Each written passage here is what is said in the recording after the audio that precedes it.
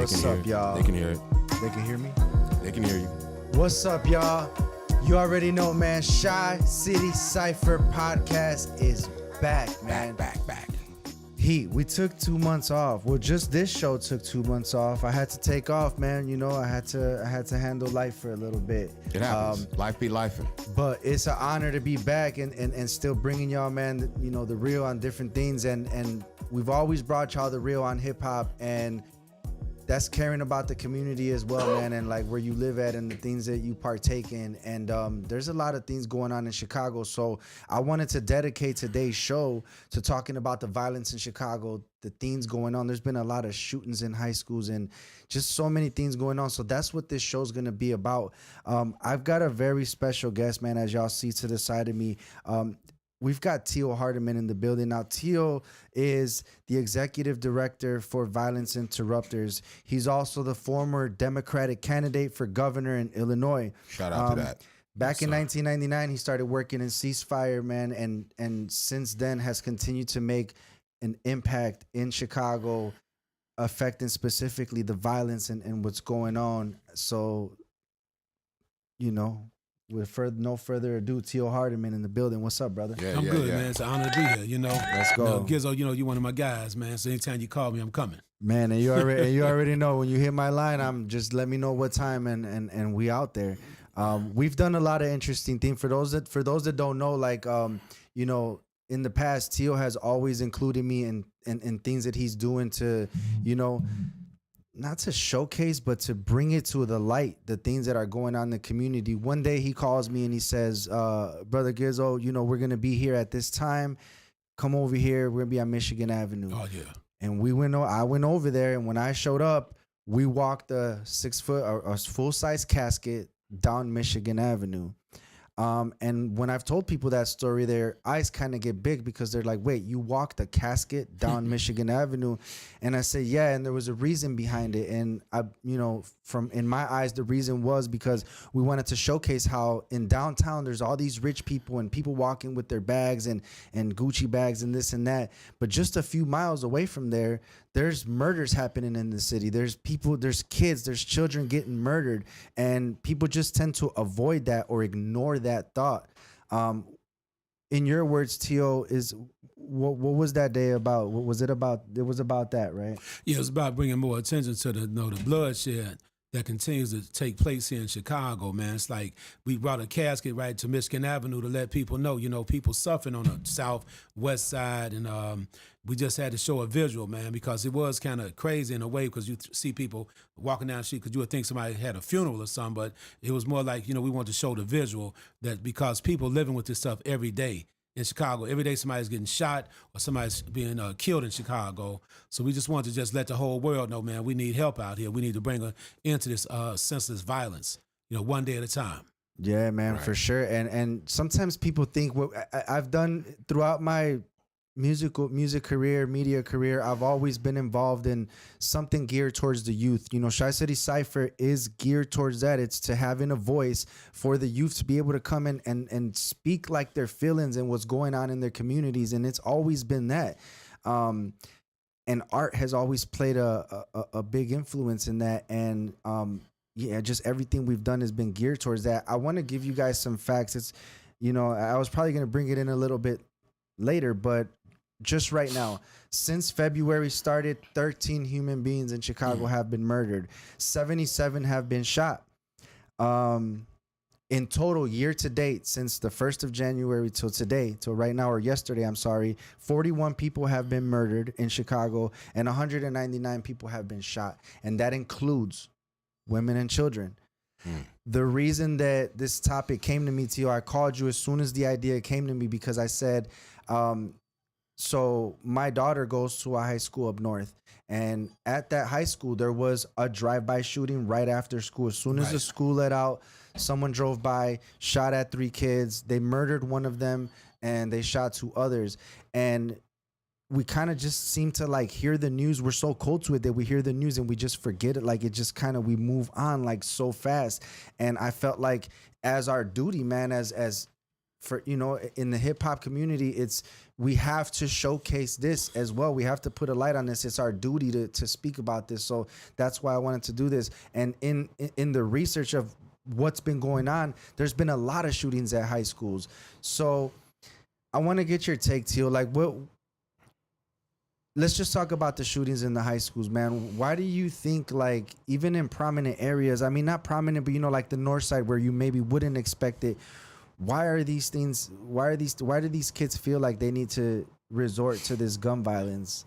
Well, you know, a lot of the motives behind the shootings and killings, the motives are the same since the late 70s, in my opinion, anyway. And let me explain. Yeah. You know, you got cliques, you got the street organizations, you got hypermasculinity kicking off, you got peer pressure kicking off, you got people that try to bully people. And when you see somebody get shot up at high school, sometimes guys may get into a fight in the high school, then it spills over on the streets. And sometimes people don't look at the backstory.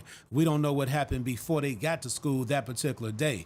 And some young people feel like they need to commit a brazen crime to get some brownie points on the streets. So you got reputation building in a negative sense, and you got a lot of things that take place with people just struggling because it's real gangster when you tap a guy on his shoulder and say, man, I have an issue with you. We need to talk about this. To me, that's gangster, opposed to picking up a gun and shooting somebody and taking their life for something that could have probably been resolved. See, young people, some I don't want to judge nobody. I want to be clear about that.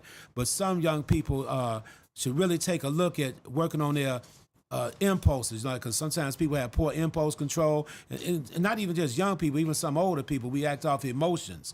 And sometimes a lot of these killings can be prevented if guys feel, you know, safe enough to talk to somebody about it. Like in my expertise and my experience of reducing killings and mediating conflicts, I have a relationship with a lot of young people, and 9 times out of 10, if you bring the conflict to me before any shots are fired, we're going to find a way to resolve the conflict. Word. We have a track record in doing just that. Now, we mediated last year about 40 conflicts on the front end. It's not a big number, but it's a solid number. Right. The guys came to us, man. They say they put all the information on the table from both sides, and we got them together. The young guys, it became a madhouse a couple of times, Gizzo, but we get down to the nitty gritty.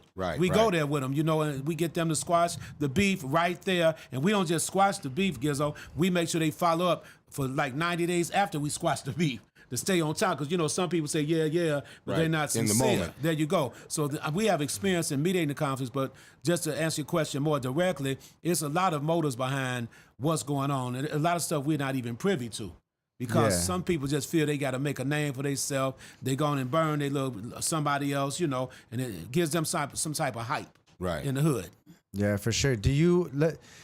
Do you think, let's just get to it, because people always talk about the music, man. Do you think right now specifically, because maybe in the 90s it would have been different, but in this day and age, 2024, how much responsibility do you think the music that these kids are listening to plays a part in that?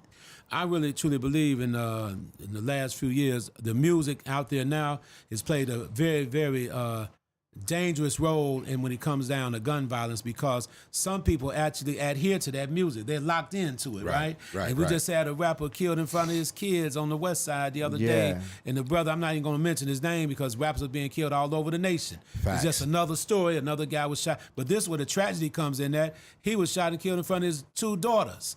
And when they shot him, one of his daughters ran in one direction, the other one ran with the mother, or whoever was out there. A young lady was there. But the other daughter wanted to go back to her father, but he was on the ground. He'd been shot 22 times. Imagine the trauma them girls got to deal with. That's lifetime. Yeah, and then some of the rappers, they rap about killing people, bro. They rapping about taking lives out there. If you a real gangster, you don't even talk about what you do. Yeah, that's what people should really understand. Old school gangsters didn't talk about it. Tio, how do you feel about the connect? How do we bridge the gap? Because, you know, I'm 40 years old. You don't have to say your age, but I'm 40 years old. And I feel like when I try to talk to like kids that are 14 or 13, there is a disconnect. What do you guys do to bridge the disconnect in the age? Because, you know, these young kids, they might see you and me walk up and be like, man, I ain't listening to these dudes. You know what I mean? Like, what do you guys do at Violence Interrupters, or anything you've ever done to bridge that gap, to make them listen to you regardless of the age gap? Well, first of all, I don't preach to the young guys. You know, when I meet with them, you know, I meet them where they are.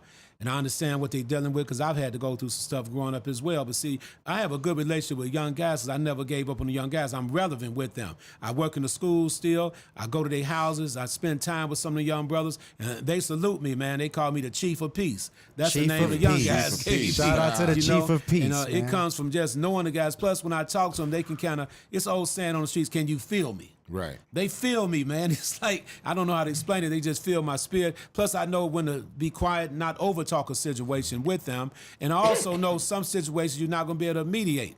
I'm not Right. crazy. Some stuff gets a little deeper. Too much bloodshed Right. out there. I had a young guy told me he would love to stop the killing, but, you know, it's just the spirit of revenge is almost everywhere, man. Yeah. Because they kill. Then some young guys are more loyal to their friends on the streets than they are to their family members. Right. So I challenge young guys all the time. I'm straight up with them. I work in the Cook County. I volunteer Cook County Jail. The guys 24 and younger. They salute me when I come over there. But the thing is, I told them young guys, your only job is to raise your family, bro. You don't have no other purpose on life other than raise your family. All this other stuff is theatrical. Because you might be 24 now, by the time you turn 40, 45, rotting away in one of them penitentiary cells, you're going to be looking crazy as hell, bro. Exactly. Yeah, And for right. for some people, the party never stops. I remember being young and my dad explaining that to me because I seen an old guy, and maybe old for me back then was maybe 45 or whatever, which is I'm almost there. But and he was still throwing gang signs in the street, and my dad explained to me, man, for some people, Right. the party never stops. How young do you think we should start intercepting these kids? We have to start working with these young kids, man, 4 or 5 years old, and just teach them another way. Because, you know, unfortunately, see, this is the thing. It's only a small percentage of young brothers that are actually caught up in that real deep street type of activity. But when you look at the media and you listen to the music, you think all the young guys are trapped in that type of mindset, but that's not the truth. We need to push more images of positive brothers taking care of positive business, whether Latino, white, or black. Just showing that young brothers are taking care of business on a higher level, right? Yeah. Without pushing all that negativity. So one way we have to really make some kind of difference here, we got to kind of, you know, people may not want to hear this, but we got to bring an end to any rappers rapping about killing each other in their music.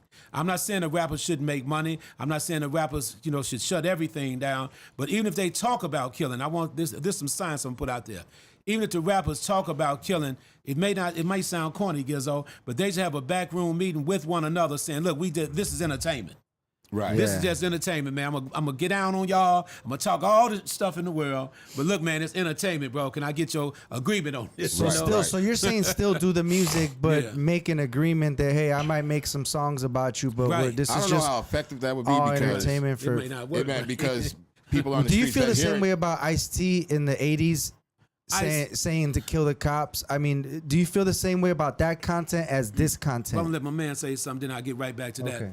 I think I think it's a great idea, but it's an idea. That's exactly what it is, because just because a person has an agreement with somebody behind a closed door, people outside, because of the way that we live in society now with the internet and everything else, they don't know that They don't know. They right, don't know. right. And even if you tell them, Right. they believe everything that they see on the internet, everything they see and hear on the internet. They believe everything. So, I mean, the idea is great. The idea is great. But, you know, I don't know how effective it will be. Yeah. Having ideas is I think just the most important part as you continue to contribute to the de-escalation of the violence. You know, sometimes people say, man, if I just go do it by myself, it's not enough. But that's not true, because we know a bunch of those individual people Yeah. that do things like that. We've had the pleasure to work with Yulan. I've had the Yes, pleasure to they're work with good people. violence interrupters and other organizations. I used to, you know, so any small thing that you do helps. We had a full circle moment where me and some of my team had been going to the Cook County Jail. Yeah. And these kids kind of looking at us funny as we're walking in the room, right? Like they're not really trying to pay attention. We walk in with pizzas in our hands. That gets their attention just a little bit. So now they're listening. And as soon as it was my turn to talk and I introduced like that I did ciphers and that, you know, I was in music, their eyes got bigger. The kids, like, they started to like now they wanted to listen. And then when we finished the group, the group talk, everybody in front, we broke off into individual groups. And these kids wanted to, that's the first thing they were asking me. You got a cipher, you rap, you do videos. And so that was kind of like my way in, you know, to how we were talking about the age gap just a second ago. So, you know, And I say that to say that if you know somebody, if there's a kid out there that you think may be lost, maybe their dad's in jail, you know, their mother, whatever it is, there's a kid that's out there, that individual, one thing that you do can definitely change something. So don't feel like, you know, oh, I'm just one person, I won't be able to do it.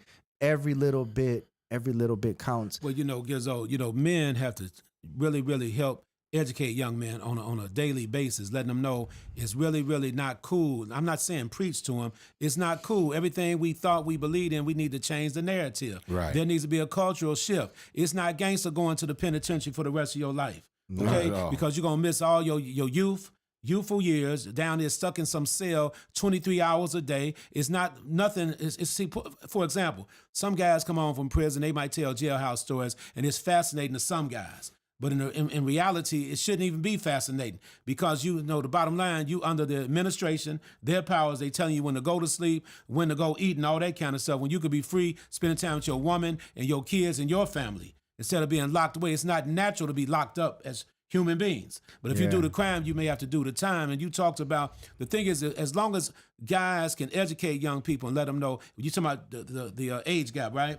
The older guys need to tell the people the truth, the way I'm speaking now. Man, I made some mistakes. That stuff wasn't cool, man. I want you to go this way. Mm-hmm. Do not go that way, bro. Mm-hmm. By any means necessary, go the proper direction. In my opinion, that's what needs to happen. As far as Ice-T, NWA, rapping about the police, I'm not anti-police.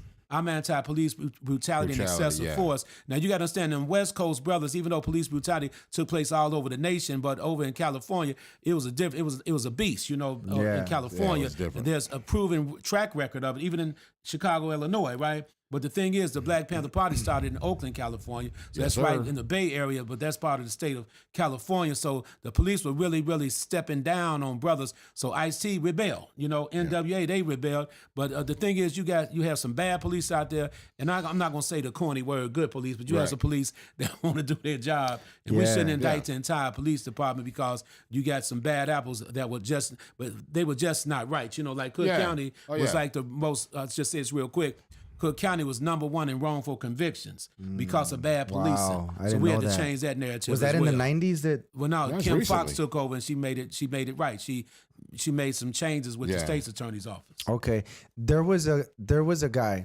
you guys might know his name, one of the biggest drug traffickers in the West Coast history. Goes by the name of Freeway Rick Ross. Yeah, we know him. I've had the pleasure to interview him on my show Chit Chat, and shout out to those that watch Chit Chat. But I asked him a question because if y'all know, like, it's a deep story, but basically the government, the DEA, was helping him bring in drugs into the United States and also facilitating for him to be able to sell those drugs in his community. And when those people in the community got addicted to those drugs, there was laws already set in place, ready to take them in as drug abusers and lock them up. And most of these people were poor, could not bond out. So now you're breaking up families all over the community. Us now, and even the kids now that are 16, I think that's all still a reflection of that whole thing where the government just conspired to start taking the heads of homes away. And we're still dealing with that to this day. Well, that shit goes back way further than that. Exactly. But to not go too deep into that, I wanted to just speak on what he was saying. In my opinion, like when we talk about talking to young youth and how do you bridge the gap, like we say on our other podcasts and stuff, you know, or at least I do, and I know you've agreed with me, Jizzo, that we say things sometimes in a certain way or manner because some people, that's just the only way they're going to understand it. You know what I'm saying? Some people need a business card, other people need a billboard with fireworks and everything else going off for them to understand what you're telling them. It's all about the delivery. The other part of it is consistency, because a lot of these kids come from homes that are broken, where the parents aren't giving them the proper love and attention and things like that. So consistency with somebody coming in saying, hey, stay the fuck off the streets. You know, you're going to end up here or here. There's only two directions you can go, is dead or in prison. You know, if you say that once and then you don't come back, they don't see you again for a month or so or 2 months or so. that one day that you didn't come or you didn't show up, they're struggling with something, and they go out and end up doing something without having somebody to talk to. So consistency is a huge, huge thing. Because it's one thing, like they glamorize a lot of things when it makes the news, and then everybody shows out and everybody shows up for a push for the press. But as soon as the press leaves, these young people are still sitting there. Yeah, that's true. With their hands in their I want to you know talk what I'm about, There you go. speaking to your point about consistency. Earlier, I said that it was a full circle moment when we started working at the juvenile jail. And here's the moment. Me and Loke, shout out to my buddy Loke, man, Chicity Cypher. We said to ourselves before we went in, I said, Loke, even if we just affect one kid that's in there, that's enough. It's good. It's a good deal. We gave out our phone numbers at that place that day, and maybe like a year and a half later, the kid gets out of jail, calls Loke for a studio session. Nice. You know, and I think he sponsored the session and everything. And so it was just like, man, that's what's up. That was that full moment. The kid got out and he probably looked at the streets to the left and he saw Loke's number to the right and was like, man, let me just get on something positive. Let me try to do something better. So, you know, those are those moments, man. Sometimes you just affect one person, but that could change a whole lifestyle. When I was growing up, I didn't know that there was, and it's fucking crazy as it sounds, because there was hip hop back then, but I did not know that there was this positive thing, hip hop, you know, where people were enlightening themselves. All I knew was like the street music, the street rap. And if I would just wish I would have known about that. So whatever it is that you do, man, start an organization, start a cipher, start anything, but, you know, make that available, because back then we ain't have that. Maybe it was there, but I didn't know about it, and it would have changed my life. I seriously think I would be different than I was now, but, you know, our life struggles make us who we are today. Well, you know, it's all about just being positive and just being transparent on your show. You know, I'm the guy that used to have 2 or 3 women. You know, that's my mindset, you know, player type of mindset. But you know what I tell young guys? Get you one woman, man. Do the right thing. I tell them each and every day, man, get you one woman and do the right thing. I don't subscribe to what I used to be involved in when I had 2 or 3 women, because it led to a lot of heartache and letting people down and all that stuff, because you reap what you sow out here. And I tell young guys, I don't preach to them, like I said, right? But my thing is I try to empower them in their minds. A lot of young guys agree with me, and I see the payoff for me is when I see young guys 5 to 10 years later. Right. And they come running up to me, man, I took heed of what you said, bro. Now I'm a homeowner. I got my own business. Some of them doing better than me. Right. That's the payoff. They doing better than me in a legitimate way. So that's what it's all about when it comes down to the work that I'm involved in, because I'm really, as you can see, my spirit now, you know, I'm just hyped. I'm passionate about working with my people. God kind of anointed me for this work. So I have an anointing on me. I'm not confused about it, because I've been in the belly of the beast, right? I've been in situations. Let me be straight up with you. A lot of people don't understand this. Violence prevention is a word for sure, but on the nitty gritty, if you never had a confrontation trying to stop a killing and you ain't never been verbally confronted. I had a guy that told me he was gonna put me to sleep one day a few years ago, because I was over there trying to save a life of a young guy, and the man had a pistol in his pocket. I heard him click it. And, you know, I'm crossing my heart now, God be the glory, right? And the guy, hey, look, I was already on the scene. Yeah. I couldn't, like, run, you understand? Because I'm a peacemaker. I know what my mission was all about. Right. So I just told him straight up. And the reason he wanted to kill this guy was because of a lie that was told. So I knew the information, the truth. So I was there to expose the truth and save the guy's life. But in the pursuit of saving his life, the guy straight up told me, get back. I ain't gonna tell you the way he said it. Right. I put you to sleep, man. He said, I don't care who you are. I say, I'm still alive today, right? But anyway, we saved the young guy's life. And 3 months later, the guy never apologized to me. And my mind was kind of twisted when he said that to me, because we all men, you know. Yeah. But see, I was there for a mission, Gizzo. But this is the thing. I saw the guy in the McDonald's drive-through 3 months later, and he's blowing his horn at me. Somebody, what's up, big brother? He gave me the big brother sign. Right. That was his way of apologizing without apology. Sometimes you gotta take that whenever you can get it. You know? That's what I'm talking about. Yeah, man. When you say something, mean it. Yeah. If you're gonna do something, mean it, live it, and just try. I'm gonna give you guys a fact, man. And this is like a right now fact in the city that you live in Chicago. A person is shot here in Chicago every 4 hours and 51 minutes. A person is murdered here in Chicago every 23 hours and 30 minutes. So this is a consistent thing. And I feel like people will say, like, man, it's so crazy nowadays. But Tio, you could probably attest to this. The murder rate, or they say it's so bad now, but the murder rate in the 90s was over 1,000 a year. Yeah. It was over 1,000. So really it was worse back then than it is now. I think now it's just, we're still just suffering from the effects of all those broken homes, because there is positivity. There is people that realize that there's a positive thing going on, and there's a lot of people working towards that. So, like I keep saying over and over, if you know somebody, if you know a kid, make sure that you reach out to them. I have a question for Tio. Yeah. What was the turning point, or the thing that drove it home to you that this was your mission and this was something that you had to do? Well, I grew up in the Henry Horner Projects on the west side by the United Center, right? And I also grew up on 79th and Cottage Grove. They call it like Lion City area. And then Henry Horner, they call it the Double H. But the thing is, I grew up, I've never been a gang member. Let me make that clear. Right. I've been my own man. I've been through I've won some fights and I've lost some fights in my life. Right. And that's just, as long as you fight back, from where I come from, as long as you fight back. See, you don't want nothing on your name where you was a guy that they can just step on, right? Right. And so God blessed me to be able to bring together all the gang chiefs. When I was over ceasefire, I created the Violence Interrupters. I had every gang chief at the table, Latino, African American, and some Caucasian brothers, right? So the turning point for me was like, even when I used to run the streets, I used to be, I had a substance problem before, an alcohol problem. I've been clean many, many years now. But this is the thing. I grew up around a lot of the killers. There are a lot of good friends of mine from all the mobs throughout the city, right? So what turned around for me was I got clean. Right. Even when I was in the projects getting high, I noticed that some of the brothers would listen to me. So I became like a big brother to some guys that were even older than me. So they would listen because they knew I came from the struggle. Right.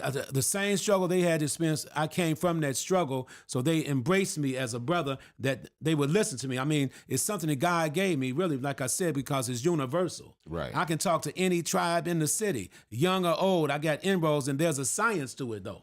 It's about, absolutely. see, you're not going to stop a killing. I'm put this science out there, this knowledge.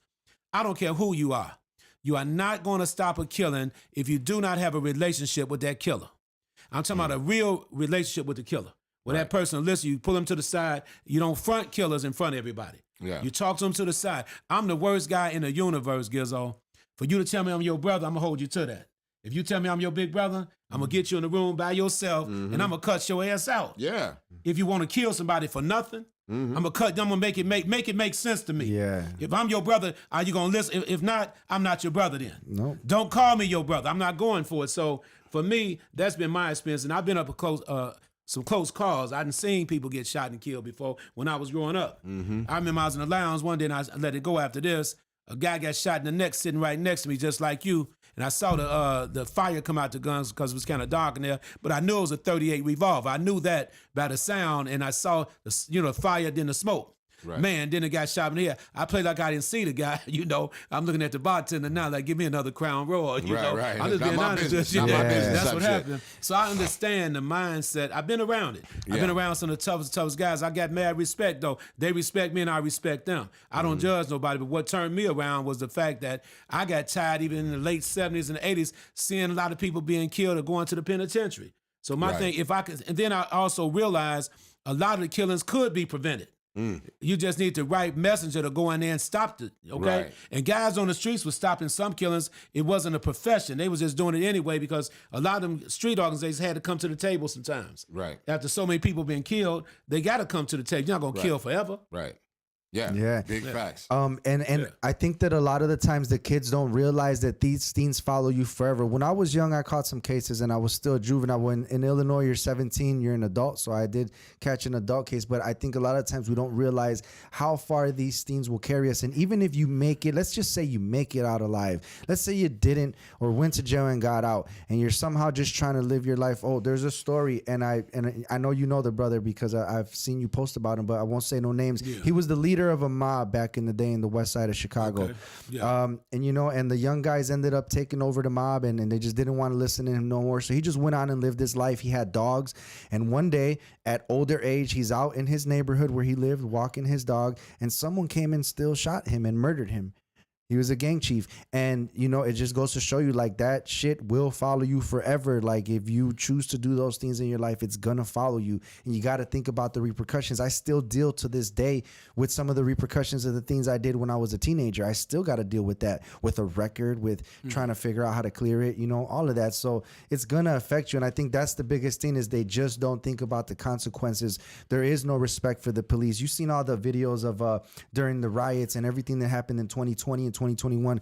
There's people jumping up on cop cars. They don't give a crap no more. There is no respect, or even a level of, like, you know, any kind of, like, all right, I won't do this because this is bad. Like, I don't know. It's just it's the Wild West. My take on the police, and I just say this in a real smooth way, right? I think the police, it's their responsibility. See, somewhere along the way, the police, they overlooked so many different issues with the police and their department under their, you know, command. That's why you had so much police brutality and excessive force. A lot of police were getting away with hurting people, even killing people, and their superiors never said anything about it. So what the police leaders did, it's mainly their fault, you know, because a lot of times it's a code of silence on the streets, and it's a code of silence with the police. Now, we stood on the front line, Gizzo, you know, bringing forth changes here after Laquan McDonald, after some of the brothers have been, way before George Floyd. Right. We was the guys out there marching all over Chicago, getting down. Matter of fact, I had a police friend of mine who told me, Tio, if you march around this corner, they got about maybe 100 police waiting on you with some billy clubs. They gonna get down on all y'all, you know. We was about to march on the expressway, right? Yeah. They didn't want us to have access to the expressway. So I listened to the brother. There's a high-level police official. I would never give his name up. Under gunfire, I wouldn't give his name up because he's a friend of mine, right? And he told me, so I didn't march that way, but I had a friend take a picture of the police around that corner with all them billy clubs, right? Because I'm out to see, you know what you're standing on, man, when you get confronted, trust me. Because a lot of times, it's old saying even on the streets, about 90% of the guys out there, soon as somebody slap them upside the head, they going about their business. Yeah, you got 10% of the real ones, okay? The thing is, that guy gave me a heads up on it, but the police, they've actually created this problem for themselves. For example, George Floyd, which we know, took the man 9 minutes plus a few more seconds to put his knee on his neck, all that time, and none of the police that were present with him say, look here, man, get that man some air. Right. Push the man. Now, if I was present, I'm not the toughest guy in the world, but I'm a grown man. I'd have pushed the man off George Floyd. I might have got arrested for it. I don't mean no harm, but I would have talked like this. That's another mediation. What I'd have said, look, I just saved your job, man. You was about to kill this man. His life too. And I saved everybody else's job, so y'all need to fall back on me. You was about to kill this man. He can't breathe. He's calling for his mother, so I had to interrupt on the police killing George Floyd, and then everything would have been good. They still probably would have arrested me, right? Because I got involved with it. But then police, if one police had stepped up, George Floyd wouldn't be dead today. So the police had to take a look at some of their comrades' actions out here, okay? In my opinion. For sure. Shout out to Lyric Versatile that's in the comments, man. He's a friend of the show, a friend of Unwrap, Chicity Cypher alumni. He says the streets have a long memory and they usually don't forgive. And I'm going to go ahead and mention the name because in a previous comment, somebody did. Shout out to Swipe God the Engineer. He mentioned the name of the story I was talking about. And Tio, I was talking about Willie Lloyd. Yeah, Willie Lloyd is a good friend of mine, but I'm not gonna get deep into that story. Yeah, rest in peace, brother. Rest Willie. In peace. The thing about it is more to the story, and I'm not gonna put it out there because I don't go into them kind of stories too tough. But Willie was my main man, and what the other brother said is that the streets definitely have a long memory. Yeah, people just don't forget. But it's like I said, there's a lot more in the background of what happened to my brother Willie, and God bless his soul. I'm real tight with his family and everybody, and he actually worked with me for some time. And Willie was a real one. He was a real one. He was a shorter guy. He was like bow-legged type, pigeon-toe type of guy. And, you know, it's always them short guys that be real, real tough guys, man. You know, I remember I lost a fight to a shorter guy. I kept him off me from distance, right? But my under game was kind of weak. You understand? When he went under, and I didn't put my uppercuts. The floor game. When you go into these situations, speaking about, hold on. When you go into these, I don't mean to cut you off. No, we good. When you go into these situations, do you, for instance, let's say you're making leeway with a young kid. How long, while in this process of talking to them or getting to know them or saying things to them, that you contact or get a hold of the family or say something to the family or interact with the family, the mother or the father or cousins, granny, auntie, uncle? Sorry about the dogs in the background. Can you make them shut the... But yeah, how soon or how often do you get in? Because I feel like you must also get a hold of the parents, talk to the parents, and say things to the parents in order to help get your point across, helps your point stick even more, or even bring awareness to the parents, because the parents may not even know that the child is out there doing these things. Well, that's how you win a lot of young guys over and young women, right? Because you get the parents involved. Right. So we conduct what you call home visits. Right. And we meet with the entire family. I never forget it. I had a young guy. See, I have so many stories because I'm authentic, right? A young guy was 13. This is many years ago. He was a real tough guy in one of these grammar schools I was working in. He actually grabbed a tape dispenser. It had a little sharp edge cutter on it, and he was trying to attack another student. So I stopped him. I took it from him. But in the process, he got cut. So Right. then he turned into a normal kid when he got cut. Guess what? Said I was picking on him, right? And I almost came up on a lot of scrutiny because nothing legal. But Right. the thing is, I had to make sure the witnesses saw me. I just took the paint dispenser from him, and he actually cut his own hand. Right. But what I did, I went deeper with him. When he came home from school 2 days later, I was at his house at his kitchen table. Right. Wow. And that's Yeah, how I was that's able what's to up. win him over. Now, this guy's about 28 years old now. And I'm not going to mention his name out of respect for him. He's working a job. He's cool. And he'll tell the same story I'm telling, how I really, really got in his life and worked with him through his mother. good. You see? So when you talk about it, it's very valuable to have that relationship with the family members. Right. For right, sure. right. Let me ask you, because of what you're saying about, like, you know, and good people and stuff. So I want to go back to the Willie Lloyd thing, and the reason I'm doing it is because I want to talk about gang leaders from back then and whatever gang leaders would be now. But back then, like, what were they showing, like, some interest in helping elevate the youth? Was that part of, like, the mission initially, like with Willie Lloyd and others like that? Was that like the initial thing to keep the youth, like, hey, go to school, you better do this? Like, did they have things on their mind like, all right, we can't mess the youth up? Like, was that in the thought process for guys like that? Since you say you know Willie so good, was that in the thought process, like help the kids? Well, you know, when you talk about a lot of street activities and what took place with some of the street organizations, because some of the guys in some of the street organizations, they don't want you saying the word gang per se, because they saw themselves as a street organization. But I wasn't around when like some of the gangs started. So, you know, contrary to popular belief, I'm not that old. You know what I'm saying? I wasn't around when they started. So a lot of gangs started like in the late 60s, right? Because I've done my research on all the history of all the street gangs, Latino, black, and white. So there was one gang, and I can say this on the record, the Vice Lords actually began to open up businesses over in the Holy City over in North Lawndale. Yeah. They began to work to try to help, heal the community. They began to try to help the community out,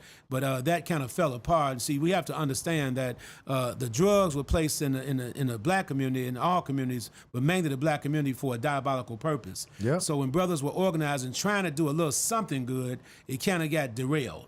So I can say that much. The Vice Lords did their best. And then later on, years down the road, I believe that Larry Hoover came up with 21st Century Vote, more like a political arm of trying to do some positive things in the community. And then he changed GD to growth and development, as opposed to being like, gangster disciple thing. Yeah. I can speak on that publicly because that's a public record. But the reality is that I cannot sit here and fake with you. Some guys started street organizations so they can dominate and dictate policy. Even the Blackstones back in the day, if you look at your research, they had job programs, they received grants and donations and everything, did the best they could do. But, I know a lot of them guys from the streets, right? And some of them was just down, straight gangster type guys. Yeah. They was in the murder game, the dope dealing game. So I'm not going to play with you like they was trying to lead people the right way. And the guys, when they hear this story, they know who I'm talking about. Yeah. They was in that thing, man. I know some real legitimate gangsters, man. And it's in the entire embodiment. That's who they are. So some guys are actually born in that 5% range to just be gangster type of individuals. Exactly. Yeah.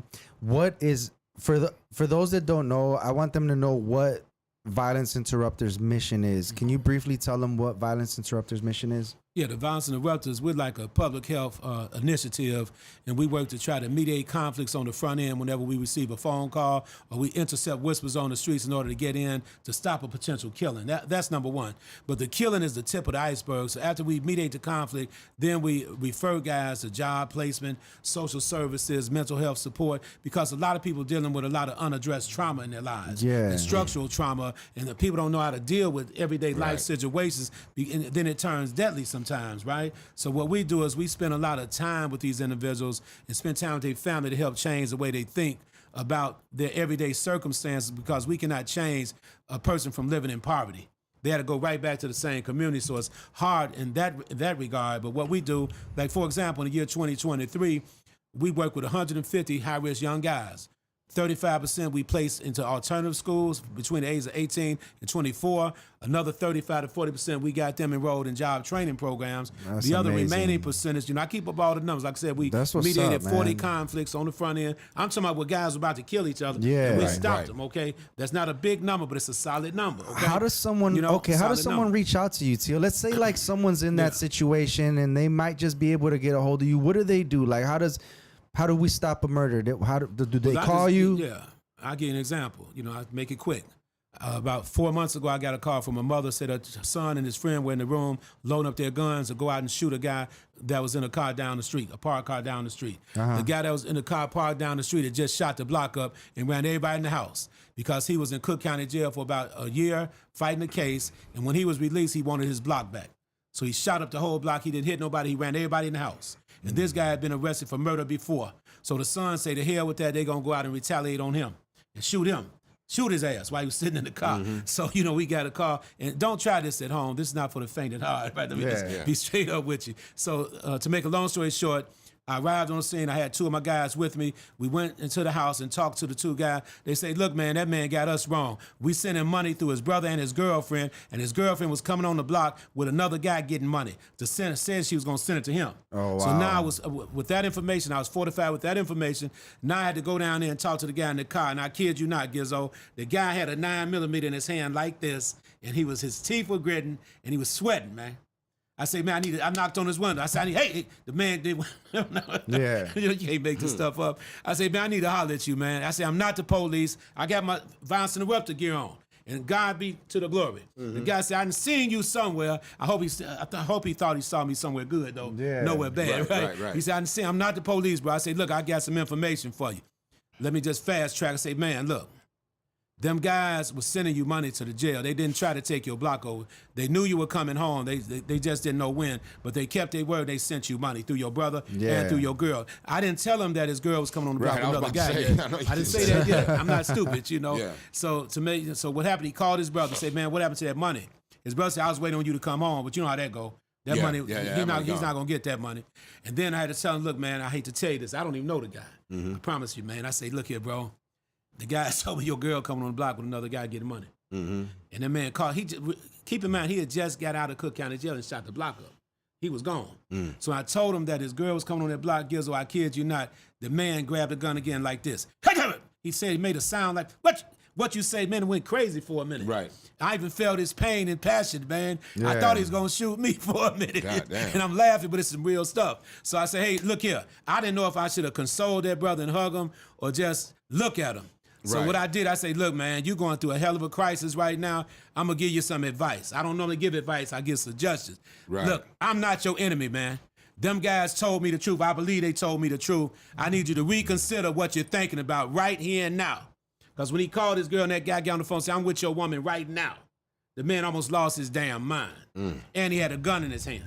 So we settled that conflict because we received a phone call. And I'm talking about, I'm not giving you the whole story, I'm just giving you the fast version or whatever. But the reality, I believe we saved at least one or two lives that day. Oh, most definitely. Because of For a phone sure. call. Most Man, definitely. that's what's up. Yeah. That's what's up. And if y'all looking to do some kind of work in the community, if you want to volunteer, make sure to look up Violence Interrupters. Tio, where can they find Violence Interrupters at? Yeah, my website is violenceinterrupters.org. You can look me up, and I'm all over the place. Just type my name in, Tio Hardiman, and people can call me actually directly, 773-391-9072.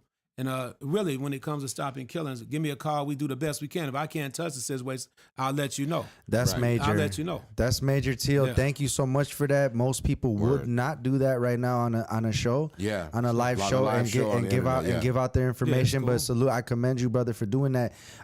Do you know Tyrone Muhammad and ECCSC? Yeah, I know Tyrone Muhammad. That's what's up, man. I just wanted to shout that out because it's it's another organization in the city that's doing something. So y'all heard all the names. Ulan, ECCSC with Tyrone Muhammad, Violence Interrupters with Tio Hardiman, 1213 Center in Inglewood. It's all making a change, whatever it is that you do. And the check-in. And the check-in. Yeah, sorry, man. And most importantly, the check-in, mental health, because a lot of these issues have to do with mental health. Tio, it's been a good episode. We're about to wrap up in a few minutes. I want your final thoughts, man. Maybe it could be a big answer or a short answer, but what do we do, man? The topic of this show was about the violence in Chicago, the kids getting shot at high schools. What's the short answer to this? What's the long answer? I don't know. What do we do? Because I feel like it's just non-stop, never ending. What do we do? Well, we got to find a way to intercept the illegal gun trade. And I'm not the police, but too many illegal guns on the streets. You got the switchers out there, the AKs, the Dracos, and stuff like that. And people have a sense of, the gun gives you a sense of power, and we got to try Delusional to change power. Yeah. We got to help change the mindset. Yeah. That's why it's important for some of the brothers that used to run them mobs out there to come back and educate them young people the proper way. That's number one. And number two, I truly believe that I'm not just speaking on behalf of Violence and the Brothers, but on behalf of all the organizations out there trying to make a difference. We need to find enough resources to hire all those young guys from the age of 13 to 24 years old. Let's just hire all the young guys, get work permits for the younger guys, and make sure they're working every day, keeping them occupied, no matter what the profession is. Some of them might become violence interrupters. Some of them work for other organizations. Let's put people to work. Become a mentor. They got money to build. Tio, they got money to build a new stadium in downtown somewhere, a new Sox stadium. We got 150 billion or whatever million, whatever it is for that. Why don't we put that into the communities? We've been saying that when we were over at police headquarters on Michigan Avenue, and we were talking about the backpacks, the bulletproof backpacks. Oh yeah. I spoke about that in my. I always say that I did my English thing, and there was Univision was there, the Spanish station, and when I finished my English joint, the dude said, "Hey, can you do it in Spanish?" And I went back, and I basically said in Spanish, these kids that live on the Gold Coast, they don't have to think about bulletproof backpacks. It's money, it's resources, it's the way we allocate things into certain neighborhoods and other neighborhoods we don't. It's the way the cops pull us over in Auburn, Gresham, but they don't in Gold Coast and stuff like that. So I just think that we need to reallocate or allocate those resources into where it really matters. Because I guess a new Sox stadium would be cool, man, but I'd rather put 200 million into the community and give it to people that know what they're doing. I've always said that. Give it to Ulan, give it to Violence Interrupters, give it to Unwrap to do a better show, to continue to reach more people. That's where we need the resources.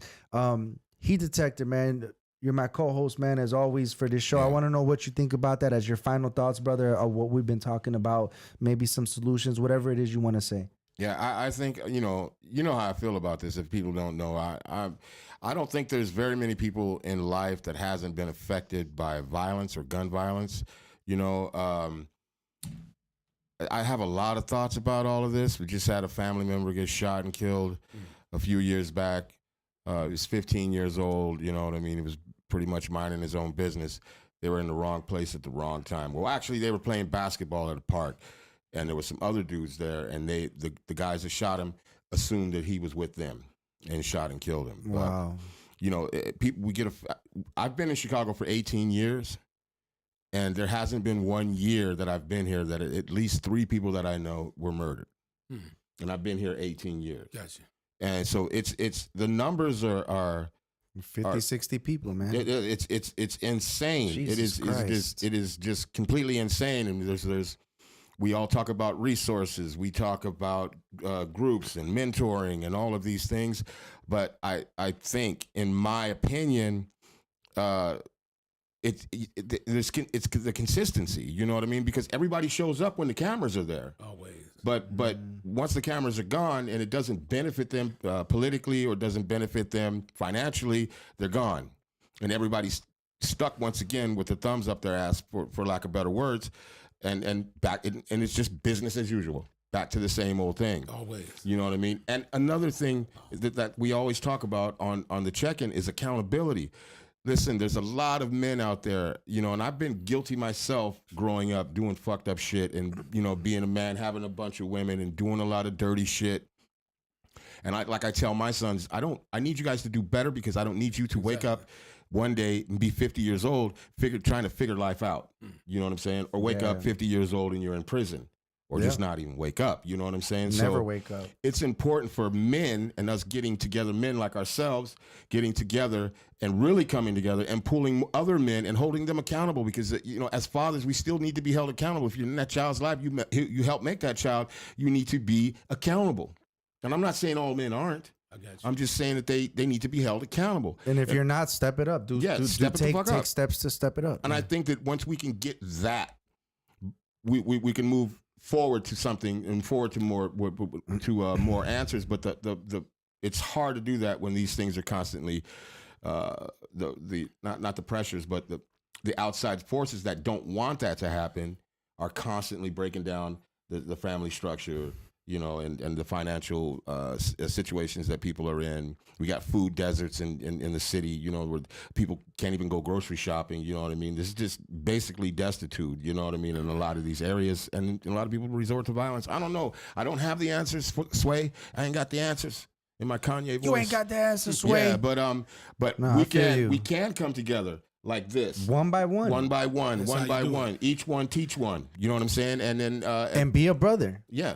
If you say you my brother, be my fucking brother. Yeah. Be there. Answer that fucking call. He said that earlier. Yeah. Heat has answered my call.